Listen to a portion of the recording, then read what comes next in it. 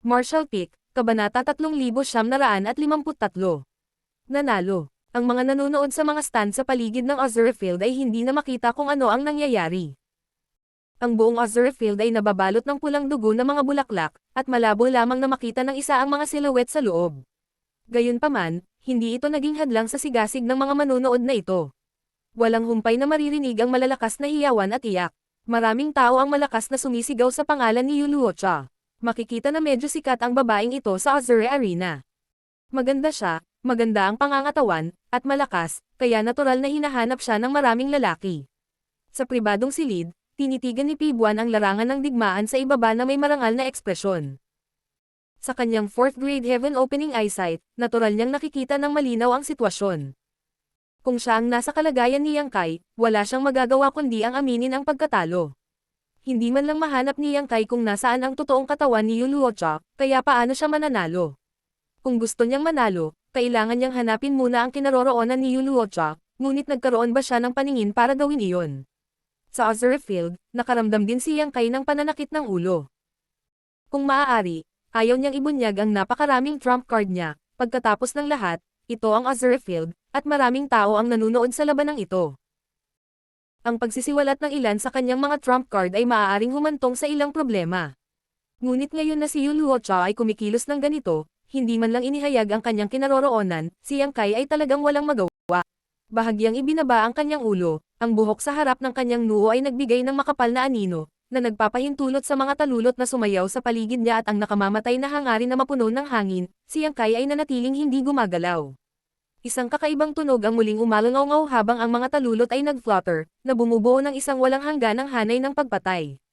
Sa likod ng pamatay na hanay na ito, ang anyo ni Yuluocha ay bahagyang nakikita, ang kanyang mga mata ay walang emosyon. Hanggang sa maabot na siya ng dagat ng mga bulaklak ay biglang itinaas ni Yang Kai ang kanyang ulo, ang kanyang Emperor Chi ay baliw na umaalon habang ang mga void cracks ay lumitaw sa kanyang paligid na parang lumalangoy na isda. Ang dagat ng mga bulaklak ay gumuho, at ang void cracks ay unti-unting nawala. Si Yuluocha, na malapit na sumusunod sa likod ng dagat ng mga bulaklak, ay nagtaas ng kamay at hamampas kay Yang Kai. Hindi ito pinansin ni Yang Kai at ibinaling ang kanyang ulo upang tumingin sa isang tiyak na direksyon, isang gintong liwanag ang namumukadkad mula sa kanyang kaliwang mata habang siya ay ngumisi. Masaya bang magtago dito at doon? Sa sandaling bumagsak ang mga salitang ito, si Yang Kai ay sumugod na, ang kanyang mga kamay ay nanginginig habang siya ay bumubuo ng isang serye ng mga selyo ng kamay at bumubulong. Flowing Time Great Emperor, Withering Glory, like a shuttle, like a dream. Binaba niya ang palad niya. Sa gitna ng dagat ng mga bulaklak, kumilos si Yuluocha na parang kaharap ang isang malaking kaaway.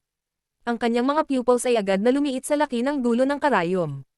Kahit anong isipan niya, hindi niya maintindihan kung paano nadiskubre ng kabilang partido ang kanyang kinaroroonan ng ganoon kabilis. Nang tumangala siya, nakita niya na ang kaliwang mata ni Yang Kai ay naging isang gintong patayong biyak. Ang patayong biyak na iyon ay puno ng kamahalan, na parabang direktang tumitingin ito sa kaibuturan ng kanyang kaluluwa at sumilip sa mga lihim na nakatago sa kaibuturan ng kanyang puso. Hindi niya maiwasang maramdaman na tumindig ang balahibo niya. Bigla siyang natauhan. Ang taong ito ay malinaw na nilinang ang ilang uri ng malalim na pamamaraan ng mata.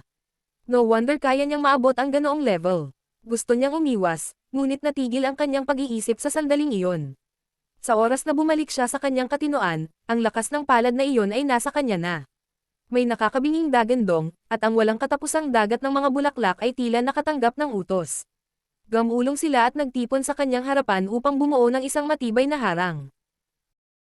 Habang ang Flowing Time Great Emperor Shuttle Seal ay bumagsak, ang dagat ng mga bulaklak ay gumuho, inilantad ang tunay na katawan ni Yuluocha, isang bahagyang naguguluhan na ekspresyon sa kanyang mukha.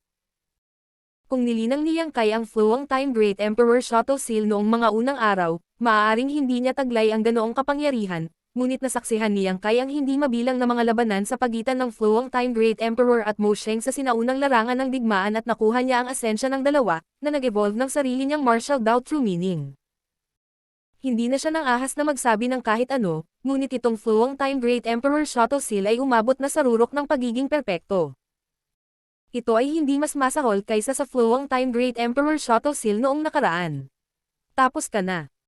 Ngumiti si Yang Kai sa kanya, at sa sandaling bumagsak ang kanyang mga salita, isang purong puting lotus na bulaklak ang kumislap mula sa kanyang Demon Eye of Annihilation.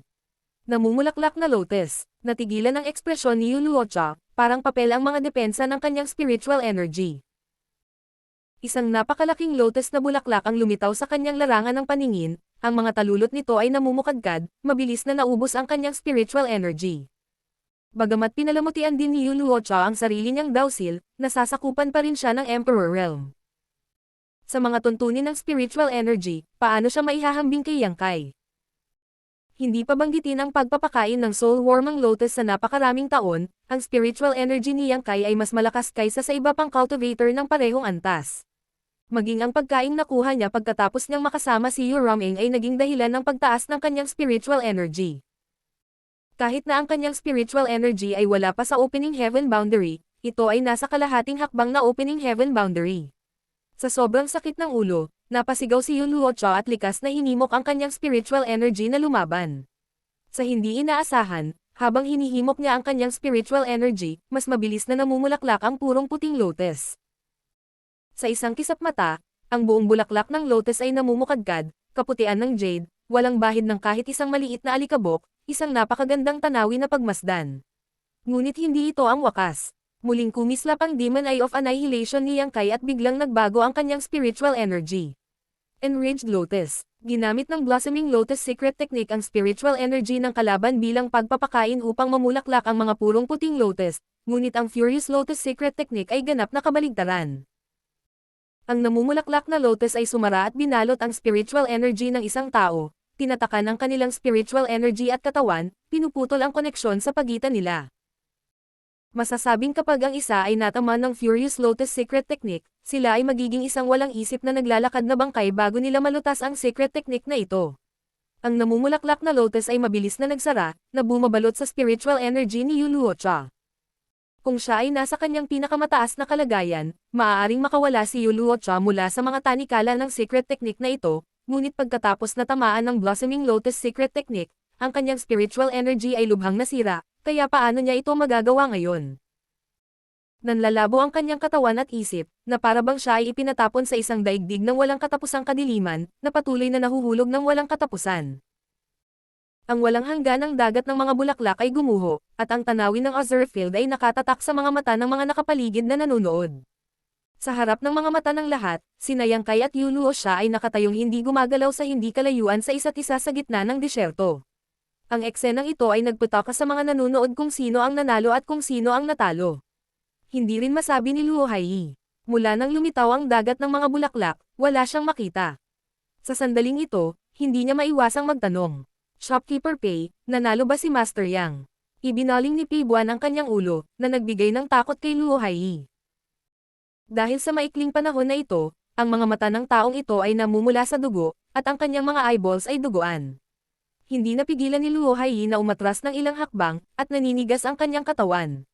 Ngumisi si Pibuan at naglabas ng dalawang salita.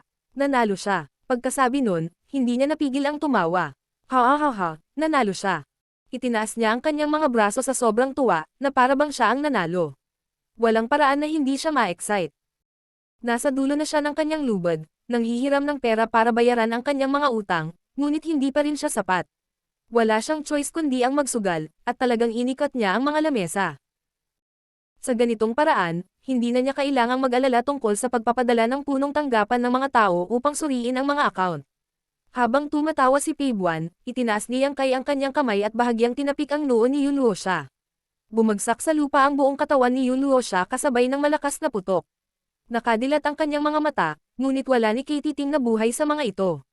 Bago nabasag ang Furious Lotus Secret Art, makalimutan ni Yu Luocha ang paggising mula sa Unity of Body and Mind. Nang makita ang eksenang ito, paanong hindi alam ng mga manonood ang resulta? Sa mga kinatatayuan, nagkaroon ng kaguluhan. Si Yu Luocha, ang ika-4 na ranggo sa listahan ng Azure, ay talagang natalo sa isang hindi kilalang brat.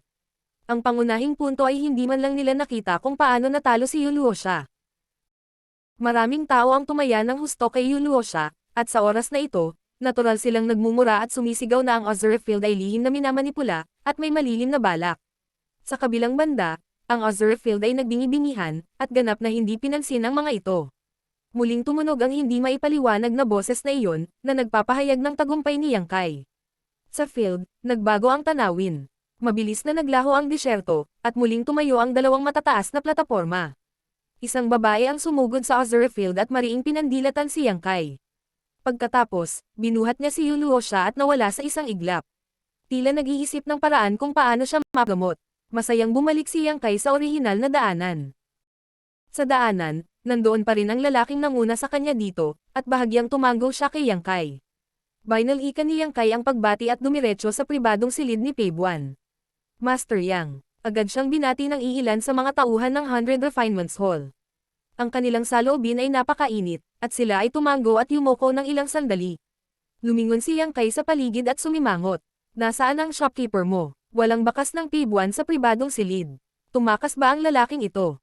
Kung iisipin, parang hindi tama.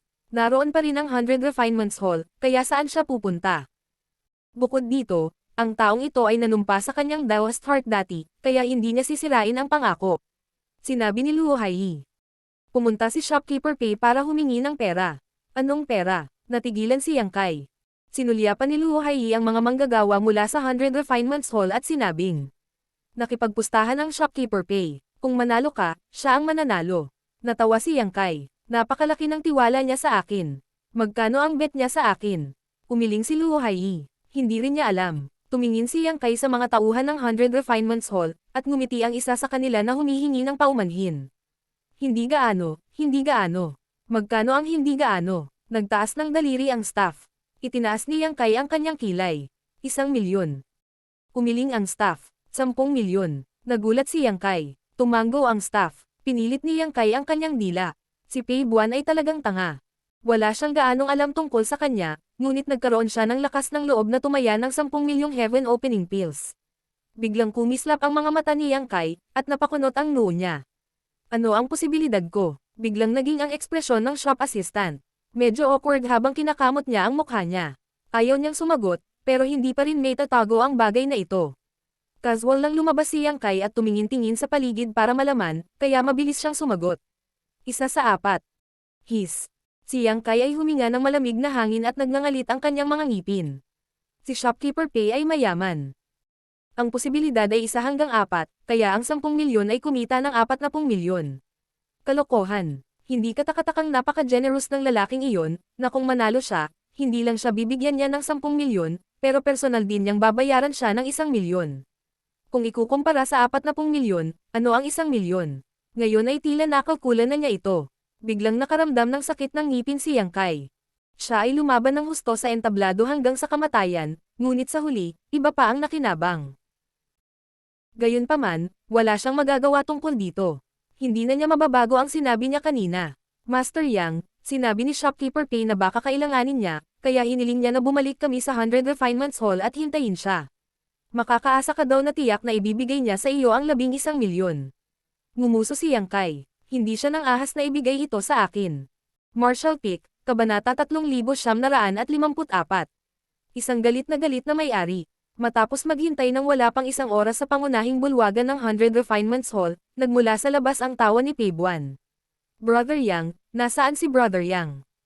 Noon, tinawag niyang brat si Yang Kai. Ngayong nanalo na siya ng maraming pera, tinawag niya si Peibuan na kanyang brother. Bago pa matapos ni Peibuan ang kanyang pangungusap, pumasok siya at tinitigan si Yang Kai gamit ang isang pares ng maningning na mga mata.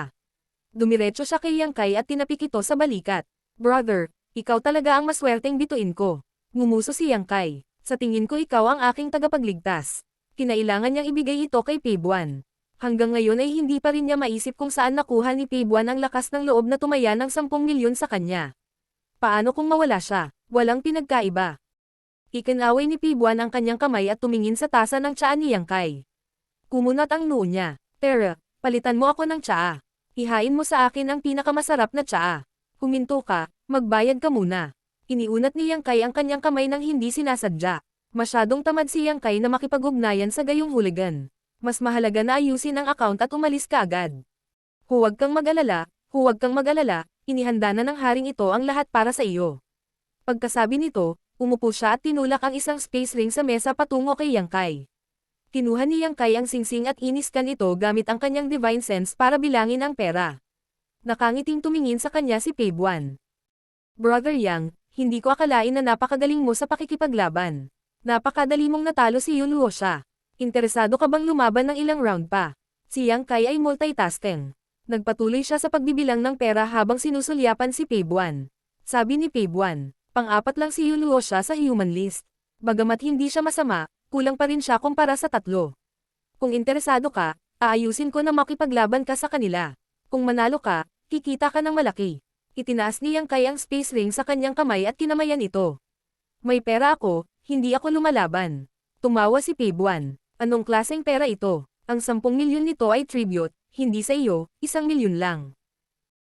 Paano ito? Kung makikinig ka sa akin, bibigyan kita ng 20% ng mga panalo. Hindi siya pinansin ni Yang Kai. Tumayo siya at sinabing, tapos na ang usaping ito. Palm, shopkeeper pay. Pagkatapos ay inakay niya si Luo Hai palabas ng silid. Huwag ka nang umalis. Lahat ay pwedeng pag-usapan, 30%, 30% ay ayos din. Mabilis na tumayo si Peibuan at nanghikayat. 40%. Nang makitang hindi nagpakita ng anumang senyales ng paghinto si Yang Kai, mabilis na pinataas ni Peibuan ang presyo, 40% ay masyadong marami. Kailangan ko ring tiisin ang panganib na mawalan ng pera. Hindi mo maasahan na bibigyan kita ng 50-50 na hati, tama. Anumang mas mataas at iyon ay magiging labis. Nagbingi-bingihan siya ni Yang Kai at hindi nagtagal ay nawala. Ang brat na ito. Sinampal ni Peibuan ang kanyang mga labi. Kung ibang tao iyon, maaaring kailanganin niyang gumawa ng mga pagbabanta at pangakong mananatili. Ang batang ito ay simpleng puno ng pera. Hanggat pinaandar niya ito ng maayos, hindi ba't madaling kumita ng pera sa Azurfield. Gayunpaman, ang brat na ito ay miyembro ng First In, kaya hindi niya ito mapipilit. Dahil ayaw niyang lumaban, wala talagang magandang ideya si Peibuan. Sa panunood ng pag-alis ni Yang Kai, nakaramdam ng kaunting panghihinayang si Peibuan sa kanyang puso, ngunit mabilis itong natangay ng kagalakan ng pagkapanalo ng pera. Umupo siya at binilang ang kanyang mga nadagdag. Tumaya siya ng 10 milyon at nanalo ng 40 milyon, nakabuo ang 50 milyong heaven opening pills. Binigyan niya si Yang Kai ng 11 milyon, kaya mayroon pa siyang halos 40 milyon. Hindi lamang ito sapat upang bayaran ang utang, ngunit mayroon din siyang malaking surplus. Nawala ang manipis na ulap na bumabalot sa kanya sa loob ng maraming araw, at napakasaya niya. Pinangunahan si Luo Hai palabas ng 100 Refinements Hall, inabot sa kanya ni Yang Kai ang isang singsing. Tumangala si Luo Hai sa kanya. Ngumiti si Yang Kai at sinabing, para sa iyo ito. Kinuha ito ni Luo Hai at iniskan ito ng kanyang banal na sentido. Bamulong siya. Sobra ito, Master. Noong binili ni Yang Kai ang Scroll of the Universe, binigyan niya si Yang Kai ng wala pang 20,000 heaven opening pills. Ngayon, pagkatapos lamang ng isang araw, ibinalik na ni Yang Kai ang kanyang 30,000. Talagang marami ito para kay Luo Hai. Ngumiti si Yang Kai at sinabi, kunin mo ang dagdag bilang iyong gantimpala. Sobra pa rin yan. Umiling si Luo Hai. Hindi ko ito matatanggap, Master. Ang gantimpala ko ay hindi sapat para sa ganito kalaki. Mangyaring ibalik ito, Master. Pagkasabi nito ay ibinalik nito sa kanya ang singsing. Tinitigan siya ni Yang Kai at nakita ang kanyang determinado at seryosong ekspresyon. Hindi niya napigil ang tumawa at hindi siya pinilit. Sige, ibawas mo ang halagang ibinigay mo sa akin at ibigay mo sa akin ang iba. Tumanggo si Luo Hai at inayos ang sarili saglit bago ibinalik ang sobrang heaven opening pills. Casual na kinuha ito ni Yang Kai at nakita niyang maaga pa, kaya sinabi niya. Sumama ka sa akin sa ilan pang lugar. Sige. Wala naman akong gagawin pag-uwi ko. Master, maaari kang pumunta kahit anong gusto mo. Kahapon, hindi natuloy ng 100 Refinements Hall ang pangungulekta ng utang, kaya marami pang tindahan ang natitira.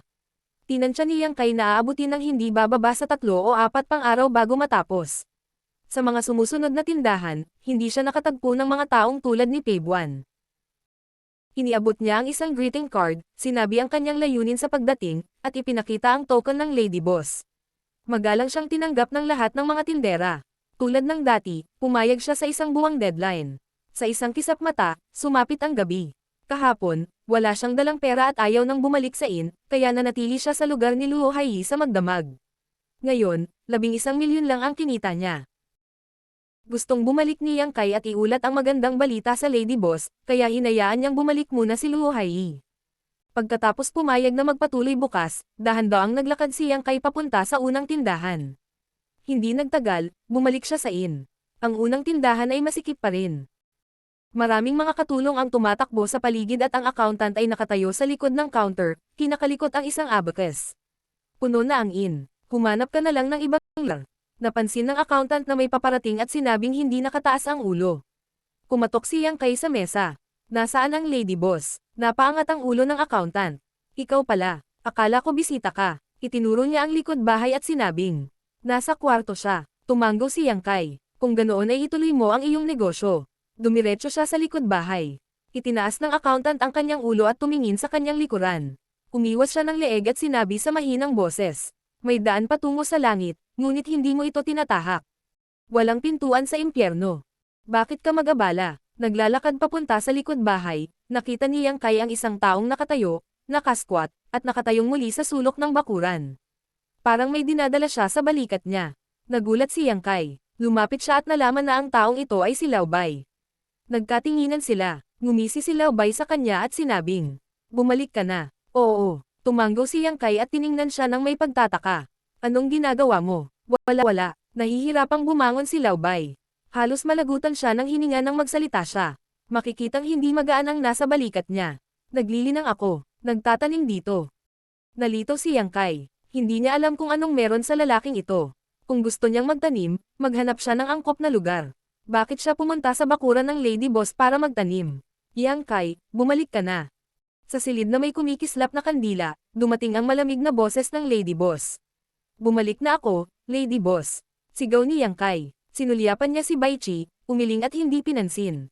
Pumunta siya sa pinto at kumatok. Pasok ka. Itinulak ni Yang Kai ang pinto at pumasok. Bago niya maiulat ang magandang balita sa lady boss, nakita niya ang isang puting anino na sumugod sa kanya. Nabigla siya at gusto nang umatras. Ngunit ang puting anino ay katawa-tawa na mabilis. Hinawakan siya nito sa kwelyo at hinayla papasok ng kwarto. Pagkatapos ay sinara ng malakas ang pinto. Kinabahan si Yang Kai. Akala niya ay may sisalakay sa kanya. Ngunit nang tingnan niyang mabuti, nakita niyang ang lady boss pala ang nakatayo sa kanyang harapan. Nagkaroon ng kahulugan. Ito ang bahay ng lady boss. Sino pa kaya ito kundi siya? Sa sandaling ito, malamig ang magagandang mata ng lady boss, at malamig siyang tumingin sa kanya. Tinitigan siya ni Yang Kai at sinabing, anong problema? Sino na naman ang nang-provoke nitong baliw na babae? Bakit siya nakatingin sa kanya na para bang gusto niya itong kainin ng buhay? May mukha ka pa bang tanungin? Ngumisi ang lady boss. Inabot niya at may dinampot sa hangin. Nagmukha itong feather duster, at hinampis niya ito kay Yang Kai. Tumalon sa takot si Yang Kai at itinaas ang kanyang kamay para harangin, ngunit sa kultibasyon ng lady boss at sa kanya, walang paraan na maharangan niya ito. Sa isang kisap mata, tinamaan ng feather duster ang kanyang ulo. Nasa sobrang sakit si Yang Kai kaya namula ang kanyang mga mata. Tinapan niya ang kanyang ulo gamit ang dalawang kamay at sumigaw. Anong ginagawa mo? Sinaktan kita. Hindi mo ba nakikita? Habang nagsasalita, sinaksak ng feather duster si Yang Kai sa tiyan. Sino nagtanong sa'yo niyan? Tinanong kita kung bakit mo ako sinaktan. May gustong sabihin si Yang Kai, ngunit hindi niya maibuka ang kanyang bibig. Umikot ang tiyan niya at itinaas ang likod. Muling nahulog ang feather duster at tumama sa balikat ni Yang Kai. Tumalon si Yang Kai na parang nagliliyab ang kanyang puwitan. Lumipad pa atras ang kanyang katawan, gustong tumakas sa pintuan, ngunit iniunat lamang ng lady boss ang kanyang kamay at hinayla siya pabalik. Kalokohan, sobrang laki ng difference ng lakas. Hindi niya napigilan ang lahat. Si Yang Kai ay puno ng kahihiyan at galit. Hindi pa siya nabugbog ng ganito. Higit sa lahat, hindi niya alam kung bakit siya pinalo ng ganito. Matapos matamaan ng ilang beses, labis na nakaramdam ng sakit si Yang Kai kaya't nabuhay ang galit sa kanyang puso. Sumigaw siya. Baliw na babae, subukan mong hampasin ulit ako. Baliw na babae. Sa sobrang galit ng lady boss ay natawa siya. Ang feather duster ay naging isang walang hangganang anino at itinutok kay Yang Kai. Biglang natarante si Yang Kai. Kinagat niya ang kanyang mga ngipin at inaliw ang kanyang sarili na ang isang tunay na lalaki ay dapat malaman kung kailan siya susuko at kung kailan siya tatayo. Kahit anong mangyari, kailangan muna niyang alamin ang problema. Nagmamadali siyang migaw. Huwag mo akong patulan, huwag mo akong patulan. Mag-usap tayo ng maayos. Ako ay baliw na babae. Anong pag-uusapan? Lokong babae, gawin mo ang gusto mong gawin. Ilang beses pa niya itong sinaktan. Hindi nakaimik si Yang Kai. Ibinaba niya ang kanyang katawan at lumiit sa sulok, gamit ang kanyang mga kamay upang protektahan ang kanyang ulo. Nang makita siyang ganito, tumigil ang lady boss. Dahan-daang itinaas ni Yang Kai ang kanyang ulo at tumingin sa pagitan ng kanyang mga daliri. Puno ng pagbabantay ang mga mata niya. Bumaba ang tingin sa kanya ng Lady Boss, ang lamig ng mukha nito ay nagpapalamig sa kanyang puso. Magsalita ka, saan ka nagpunta kagabi? Bakit hindi ka bumalik kagabi? Malungkot at galit na sinabi ni Yang Kai. Sinaktan mo ako dahil dito. Dahan-dahan siyang bumangon. Ikinaway ng Lady Boss ang feather duster at napaatras si Yang Kai. Lihim siyang sumampa sa kanyang puso. Huwag mo akong hayaang maglinang sa Heaven Opening Realm. Kung hindi, makakaganti ako ng 10 beses, 100 beses. Tinanong kita, kaya sumagot ka ng masunurin. Itigil ang pagiging napakatagal. Ngumuso si Yang Kai, nagpalipas ako ng gabi sa bahay ng isang kaibigan kagabi. Kaibigan, ngumisi ang Lady Boss. Ilang araw ka pa lang sa Star City. Saan ka may mga kaibigan? Lalaki o babae? Ano bang pakialam mo? May gustong sabihin talaga si Yang Kai, ngunit natatakot siyang magalit sa babaeng ito, kaya nasabi na lang niya. Babae. Pagkasabi niya nito ay bumaba na naman ang feather duster. Ang Lady Boss ay nagsabi na may pagkabigo. Napakabata mo pa, ngunit hindi ka natututo ng magagandang bagay. Naglilibot ka sa kalokohan. Ilang araw ka pa lang dito at nag-overnight ka na sa bahay ng iba. Marshall Peak, Kabanata 3955. Magkapatid na nagdurusa, sa murang edad, hindi na kaimik si Yang Kai. Naisip niya sarili, 1 o 200 taong gulang na ako, pero binata na ako. Gayunpaman, ang Lady Boss ay nabuhay ng mas matagal, kaya siya ay kwalipikadong sabihin iyon. Ang punto ay, masasabi mo lang, pero anong ibig niyang sabihin nang sinaktan niya ako? Galit na sinabi ni Yang Kai. Tigilan mo na ako, kapag sinaktan mo ulit ako, hindi ako magiging magalang sa iyo. Huminto ang Lady Boss at mahina akong tumingin sa kanya. Nakangiting sabi niya, bakit hindi ka maging magalang? Nauutos sandali si Yang Kai, ngunit wala siyang masabi. Ito ay higit sa lahat dahil hindi niya kayang talunin ang babaeng ito. Kung hindi, tiyak na tuturuan niya ito ng leksyon. Sa pagkakataong ito lamang, walang susunod na pagkakataon. Kung maglakas loob kang manatili sa labas magdamag muli, maaari mong subukan. Biglang ngumuso ang Lady Boss at iniligpit ang feather duster. Nang makita ito, dahan-daang bumangon si Yang Kai, pinaikot-ikot ang kanyang katawan, at galit na sinabi. Talagang walang awa ka, sobrang sakit. Ang punto ay kontrolado ng babaeng ito ang kanyang lakas. Pinaramdam lang nito sa kanya ang sakit sa kanyang puso, ngunit hindi ito nag-iwan ng anumang sugat. Kung may susunod pa, may makikita pa akong mas malupit. Ngumisi ang Lady Boss. Sumama ka sa akin. Hindi alam ni Yang Kai kung ano ang kanyang gagawin, ngunit kailangan niyang sundin siya. Hindi nagtagal, pinalabas siya ng Lady Boss. Dumating sila sa bakuran at naglakad papunta kay Bai Chi. Nahihiyang ngumiti si Lao Bai. Lady Boss. Tumahimik ka. Pinandilatan siya ng Lady Boss, at agad na tumigil sa pagsasalita si Bai Chi. Tumayo ka. Tumingin muli ang Lady Boss kay Yang Kai at itinuro ang tagiliran ni Bai Chi. Napaawang ang bibig ni Yang Kai. Malabo niyang naiintindihan ang gagawin ng Lady Boss. Naiintindihan din niya kung bakit hindi natutulog si Lao Bai sa gabi at naglupasay sa bakuran. Lady Boss, kailangan ba? Tiningnan ni Yang Kai ang Lady Boss mula sa gilid ng kanyang mga mata. Tumawa ang Lady Boss at nagtaas ng kamay. Lumitaw ang feather duster sa kanyang kamay. Nilunok ni Yang Kai ang kanyang laway at tumanggo. Sige, magsisisi ka. Pagkatapos noon, pumunta siya sa tabi ni Lao Bai at tumayo. Tumigil ka sa pagsasalita ng kalokohan. Ngumuso ang Lady Boss. Inabot niya at kinuha ang isang bilog na piraso ng kahoy nang wala sa oras at inilagay ito sa balikat ni Yang Kai. Agad na idiniin ang katawan ni Yang Kai. Ang piraso ng kahoy na ito ay hindi gaanong hitsura. Ito ay bilog at hindi hihigit sa 3 talampakan, ngunit tumitimbang ito ng hindi bababa sa 50,000 kilo. Hindi nakakagulat na humihingal si Lao Bai habang karga-karga ito. Ang piraso ng kahoy na ito ay malinaw na isang pambihirang material sa pagdadalisay. Sa susunod na maglakas loob kang manatili sa labas magdamag, hindi ito magiging kasing simple ng pagtayo dito. Ginagarantiya ko na itatapon kita sa mga lansangan.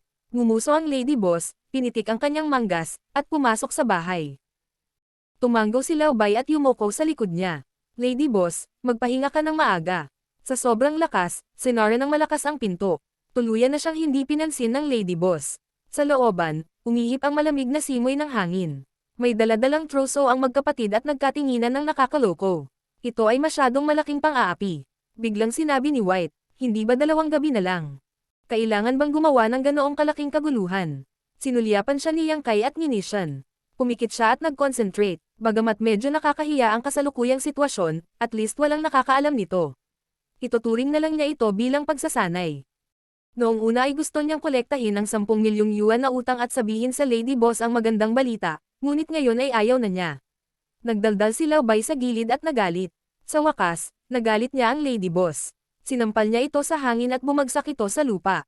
Nang muli siyang tumayo ay mas naging masunurin siya. Pagkatapos ng hating gabi, nakaalis na ang karamihan sa mga customer sa shop.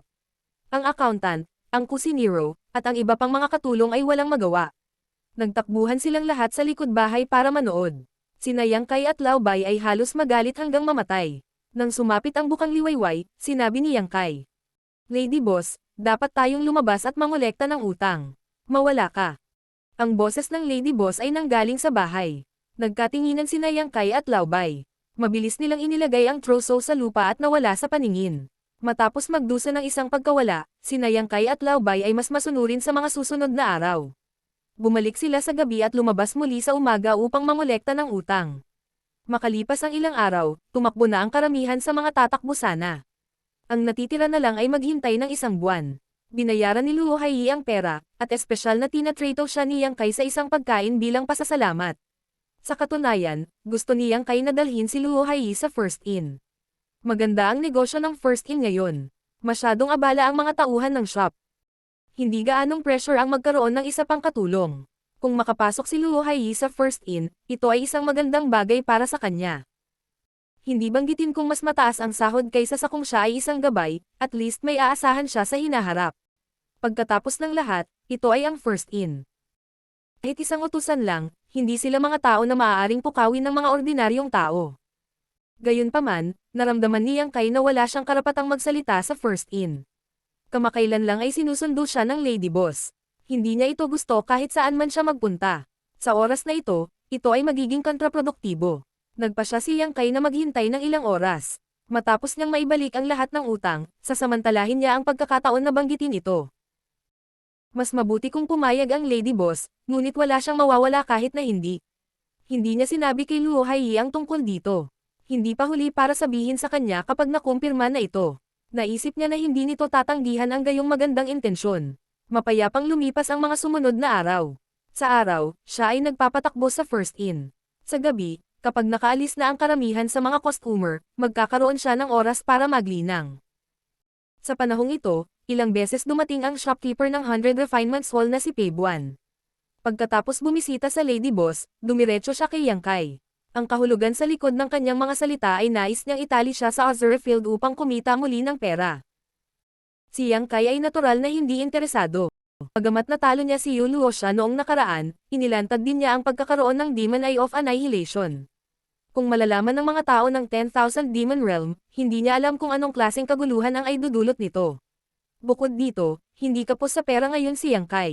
Hindi niya naubos ang 1 milyon niya noong nakaraan. Ang gusto niya ay hindi mabibili ng pera. Ang isang 7th grade Heaven Opening talent ay hindi isang bagay na masusukat ng Heaven Opening Pill. Hindi siya nagmamadaling bayaran ang 16 na milyon na inutang niya sa Lady Boss. Naturally, hindi na kailangan para sa kanya na pumunta sa Azure Field. Lumipas ang oras, at natapos na ang isang buwang deadline. Malayang lumabas si Yang Kai. Sa pagsunod sa rutang tinahak niya noong isang buwan, nagpunta siya sa pinto bahay para humingi ng pera.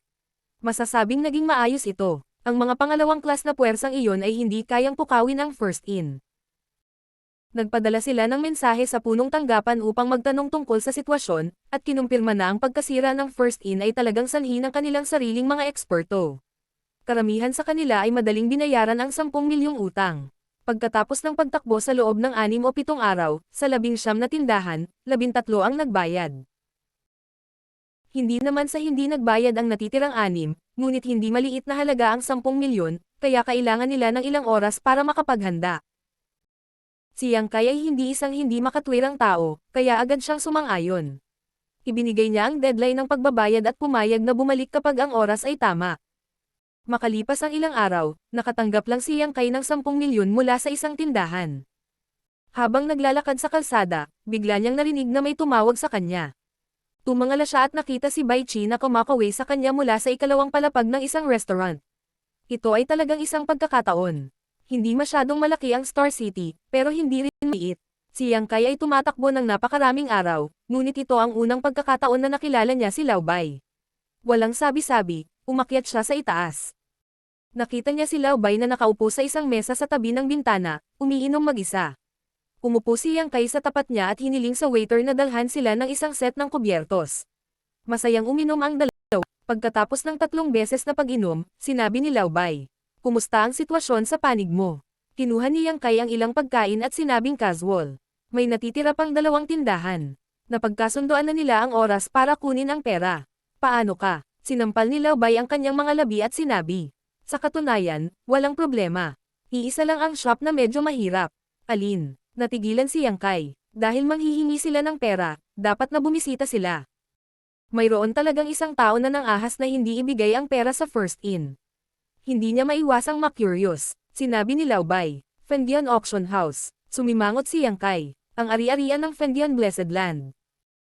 Bagamat pamilyar siya sa mga puwersa sa labas ng Sansinukob, hindi bababa sa alam niya ang tungkol sa 36 na Grotto Heavens at 72 pinagpalang lupain. Ang Fendian Auction House na ito ay pag-aari ng Fendian Blessed Land. Oo, tumanggo si Lao Bai. Anong sabi nila? Tanong ni Yang Kai. Ngumuso si Lao Bai. Wala silang pera. Kung gusto nila ng pera, hilingin sa Lady Boss na pumunta doon ng personal. Sinabi nila yon. Natigilan si Yang Kai. Hindi dahil hindi siya nakapunta sa mga ari-arian sa ilalim ng Fendian Blessed Land. Bagamat hindi siya kinukulit ng mga shopkeeper na iyon, magalang pa rin ang mga ito. Ano ang mali sa Fendian Auction House na ito? Hindi nila siya binigyan ng anumang mukha. Si Lao Bai ay nabalisa sa bagay na ito ng ilang sandali. Hindi niya masabi sa iba, ngunit nasa harapan niya si Yang Kai, kaya agad niyang ibinuhos ang kanyang mga hinaing. Ano sa palagay mo ang dapat nating gawin? Hindi talaga namin mapapagawa sa Lady Boss. Iyon ay magmumukha akong walang kakayahan. Ngunit malinaw na ayaw nilang magbayad, at hindi ako makapagsumbong sa Lady Boss. Nakausap mo ba sila ng maayos? Tumingin sa kanya si Yang Kai. Sabi ni Lao Bai, bakit hindi? Sa unang 2 beses na pumunta ako, nakakausap ko pa rin sila. Pero pagkatapos nun, hindi na nila ako pinapasok. Sila ay medyo matapang. Ngumisi si Yang Kai. Kahit anong mangyari, miyembro na siya ng first in, kaya natural na may common enemy siya. Tumingin si Bai Chi kay Yang Kai, inilibot ang kanyang mga mata, at nakangiting sinabi. Yang Kai, bakit hindi ka pumunta doon para sa akin? Mukha kang hindi pamilyar, kaya hindi ka nila pipigilan. Sumimangot si Yang Kai, baka hindi gumana kahit pumunta ako. Siya at si Lao Bai ay parehong manggagawa ng first in. Kung hindi makakatulong si Lao Bai, ano ang silbi ng pagpunta niya? Tignan natin kung gumagana. Kung talagang hindi ito gumana, pagkatapos ay maaari lamang tayong bumalik at magsumbong sa Lady Boss. Nang makitang nag-aalangan pa si Yang Kai, hinampos ni Bai Chi habang mainit ang plancha. Hindi ba sinabi ng Lady Boss na maaari mong kunin ang kalahati ng pera para mabayaran ang utang? Ang Fendian Auction House ay sa iyo. Ibigay mo lang ang makakaya mo. Wala namang mawawala sa'yo. Nang marinig ito, hindi na makatanggi si Yang Kai. Agad siyang tumango at sinabing. Pagkatapos ay hayaan at subukan ito. Tuwang-tuwa si Bai Chi at mabilis na nagbuhos ng alak para sa kanya. Napakabait mo. Narito, para sa iyo. Matapos kumain at uminom ng buong puso, ang magkapatid ay nagtungo sa kanilang paglalakbay. Ang Fendian Auction House ay isang malaking tindahan. Matatagpuan ito sa gitna ng Star City, at napakaganda ng lokasyon nito. Nang akayin ni Bai Chi si Yang Kai sa Fendian Auction House, nagulat silang dalawa. Nakita nila na ang pasukan ng Fendian Auction House ay siksikan sa mga tao. Ang mga manggagawa ng auction house ay masigasig na tinatanggap ang ilang sikat na bisita sa auction house. Naroon din ang isang matanda na nakasuot ng maayos sa pintuan na patuloy na kinukupkup ang kanyang mga kamay. Ano ang nangyayari? Kumunat ang noo ni Yang Kai. Saglit na nag-isip si Bai Chi at biglang nagsabi. Mukhang may auction sila ngayon. Oo, may auction sila ngayon. Hindi nakakagulat na napakaraming tao. Marshall Peak, Kabanata 3956. Maruming gawain. Isang auction. Napukaw ang interes ni Yang Kai. Marami na siyang dinaluhang auction noon, ngunit ito ang unang beses niyang nakatagpo sa labas ng Universe Palace. Hindi niya alam kung anong magagandang bagay ang isusubasta, kaya natural siyang interesado. Ngunit muli, ang mga auction ay karaniwang isang kompetisyon ng kayamanan. Bagamat mayroon na siyang 1,000,000 gintong barya ngayon, maaaring hindi siya makabili ng anumang magandang bagay, hindi pa banggitin na mayroon siyang mahalagang bagay na dapat asikasuhin. Iyon ang manager ng Fangyun Auction House, Yun Zhenhua. Itinuro ni Lao Bai ang matandang lalaki na nakatayo sa pasukan at kinulong ang kanyang mga kamay. Dahil nandito siya para maningil ng utang, malamang nakilala na niya ang manager noon, kaya nakilala niya ito sa isang sulyap. Gayunpaman, sa unang 2 beses na dumating siya, nagpakita pa rin si Yun Zhenhua, ngunit sa pangalawang pagkakataon na dumating siya, ganap na hindi siya pinansin ng matanda, na ikinagalit ni Bai Qi.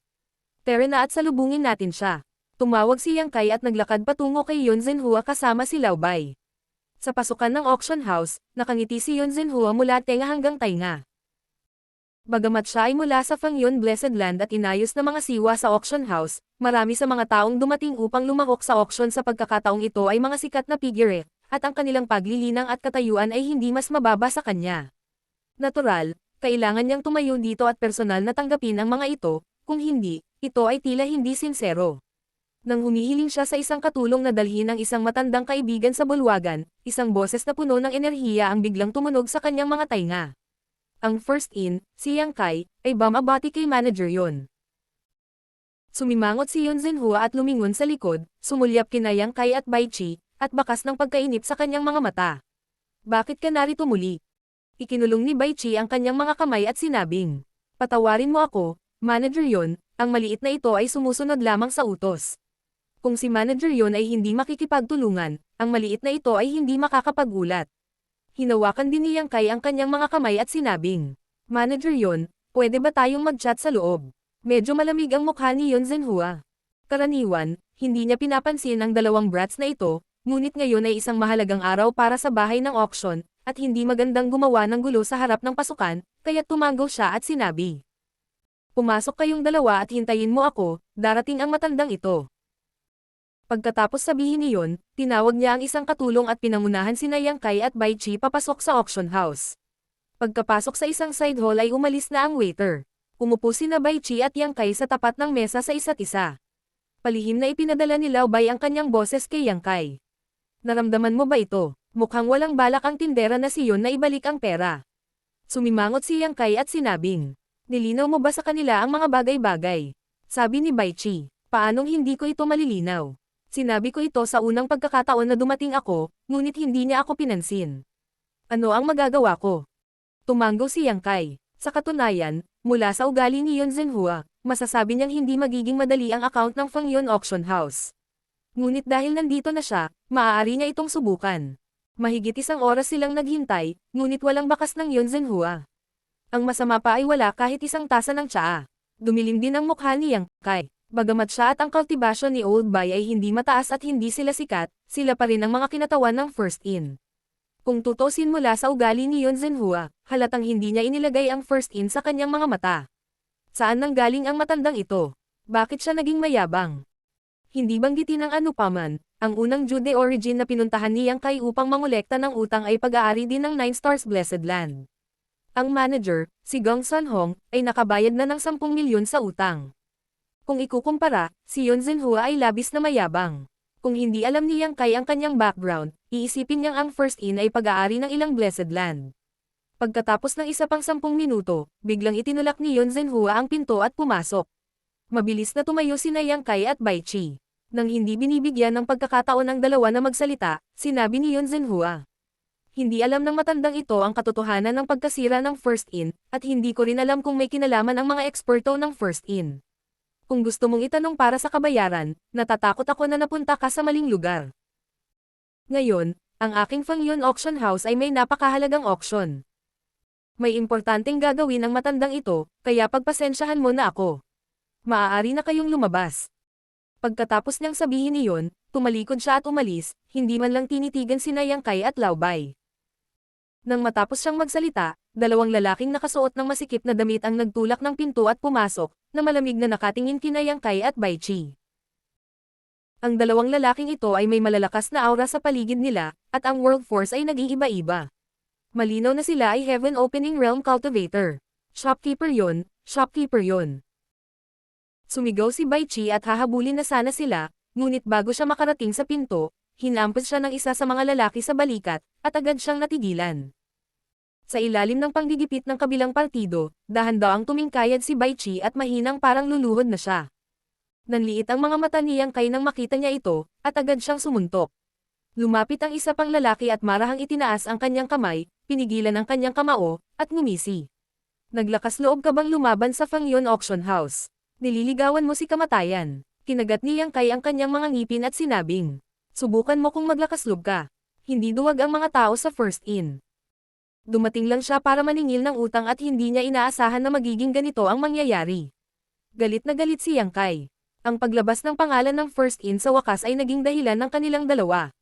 Natatakot silang dalawa. Dahan-daang bumitaw ang lalaking pumipigil kay Lao Bai, na iniligtas si Lao Bai mula sa kahihiyan ng kahihiyan.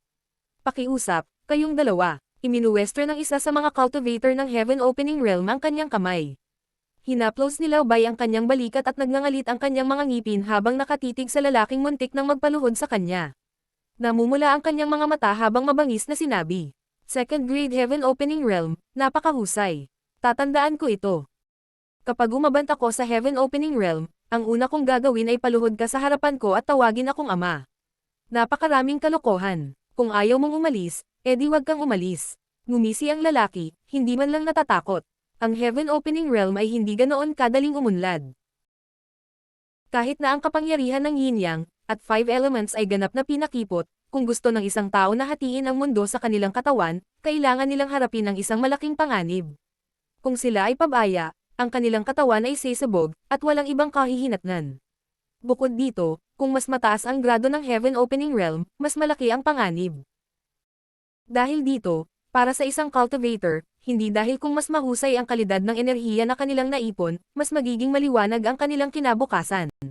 Sa halip, kailangan nilang kumilos ayon sa kanilang kakayahan. Kung sa tingin mo ay maaabot mo lang ang ika-4 na yugto ng Heaven Opening Realm, kung gayon mas mainam na paikliin ang mga materyales sa ika-4 na yugto. Ang pilit na pag-condense ng ika-5 o ika-6 na yugto ng mga materyales ay hindi magdadala sa iyo ng anumang mga benepisyo sa hinaharap. Mas malaki ang kamao ng kabilang partido, at nasa teritoryo niya sila. Bagamat galit na galit sina Yang Kai at Bai Qi, mapapagalit lang nila ang kanilang mga ngipin at tanggapin ang kanilang kapalaran. Sa ilalim ng escort ng dalawang Heaven Opening Realm Cultivator, silang dalawa ay itinapon palabas mula sa likod na pinto. Nakatayo sa abalang kalye, ang galit ni Bai Qi ay umakyat sa langit. Bumalik tayo at hanapin ang Lady Boss. Masyadong halata ang ugali ni Yon Zhenhua. Ang bagay na ito ay hindi na maaaring lutisin ng dalawa, maliban kung ang Lady Boss ay personal na dumating. Habang nagsasalita siya, tumalikod siya at naglakad patungo sa first in. Pagkaraan ng ilang hakbang, napansin niyang hindi sumusunod si Yang Kai, kaya lumingon siya at nagtanong. Anong problema? Kukunin mo ba itong nakiga? Sinulyapan siya ni Yang Kai. Hindi ko matiis, kaya hahanapin ko ang Lady Boss. Dati, ayaw niyang maalarma ang Lady Boss dahil ayaw niyang magmukhang masyadong incompetent. Gayunpaman, wala siyang pagpipilian kundi gawin ito ngayon. Hindi na kailangang hanapin ang Lady Boss. Lumingon ng ilang beses ang mga mata ni Yang Kai, at tumangala siya sa Fangyun Auction House nang may pag-iisip. Ano sa tingin mo? Naglakad pabalik si Bai Qi. Kung makakahanap si Yang Kai ng paraan upang mamolekta ng utang nang hindi naaalarma ang Lady Boss, natural na ito ay para sa pinakamahusay. Tumawa si Yang Kai at iwinagayway ang kanyang kamay. Yumuko si Bai Qi, at bamulong si Yang Kai sa kanyang tainga. Pagkaraan ng ilang sandali, hindi makapaniwalang tumingin sa kanya si Bai Qi. Hindi ba ito masyadong mabisyo? Kung gagawin talaga natin ito, masisira ang reputasyon ng Fangyun Auction House. Ngumisi si Yang Kai. Malambot ang puso. Susubukan natin ang mapayapang paraan bago gumamit ng puwersa. Kung hindi niya tayo papansinin, hindi natin maiiwasan ang paggamit ng ilang maling paraan. Medyo nag-aalangan pa si Bai Qi. Pero wala tayong pera. Bago siya matapos magsalita, bigla siyang parang may naisip at lumapit sa isang realisasyon. Inangat ni Yang Kai ang kanyang ulo at tumingin sa paligid. Huwag muna tayong mag-isip ng ibang bagay. At least, kailangan nating gumawa ng paraan para makapasok sa auction house na ito. Kakalabas lang niya sa likod ng pinto, natatakot siya na baka hindi siya makapasok sa ganitong oras. Kung hindi man lang niya magawa. Pumasok sa pangunahing pinto, kung gayon hindi na kailangang isipin ang susunod na mangyayari. Kung mag-isa lang siya, magiging madali. Nitong nakaraang buwan, dinadalisay ni Yang Kai ang 7 mukha gabi-gabi. Ngayong halos tapos na siya, maaari niyang gamitin ang mga ito. Hanggat inilabas niya ang 7 mukha, magagawa niyang mag-transform sa anyo ng ibang tao. Natural, makapasok siya sa venue nang walang nakakapansin. Gayunpaman, hindi posibleng isama si Bai Qi. Habang pinag-iisipan niya kung kikilos mag-isa, biglang nagningning ang mga mata ni Yang Kai.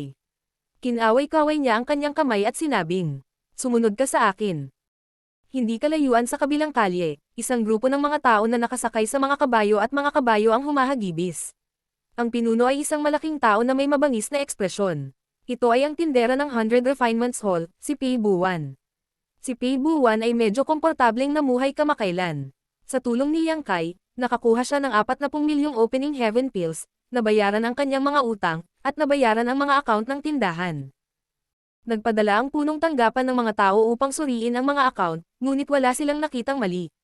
Sa halip, pinuri siya ng mga ito, na sinabing magaling siya sa negosyo at kailangan niyang magsumikap sa hinaharap para makapagbigay ng mas maraming kontribusyon sa headquarters. Habang naglalakad siya pasulong, bigla niyang nakita ang isang pamilyar na figure na naglalakad palapit sa kanya. Agad siyang ngumisi. Young boy, shopkeeper Pei. Hinawakan ni Yang Kai ang kanyang mga kamay. Matagal na tayong hindi nagkita, maganda ka pa rin gaya ng dati. Bagamat ang hooligan na ito ay nagpunta sa First Inn upang hanapin siya at hiniling sa kanya na pumunta sa Azurafield upang lumaban muli, tumanggi si Yang Kai. Pagkaraan ng ilang beses, hindi na muling nagpakita si Pei Buwan. Hindi inaasahan ni Yang Kai na makikilala siya dito ngayon. Hahaha, salamat, salamat. Tinapik ni Pei Buwan ang kanyang tiyan at tumawa.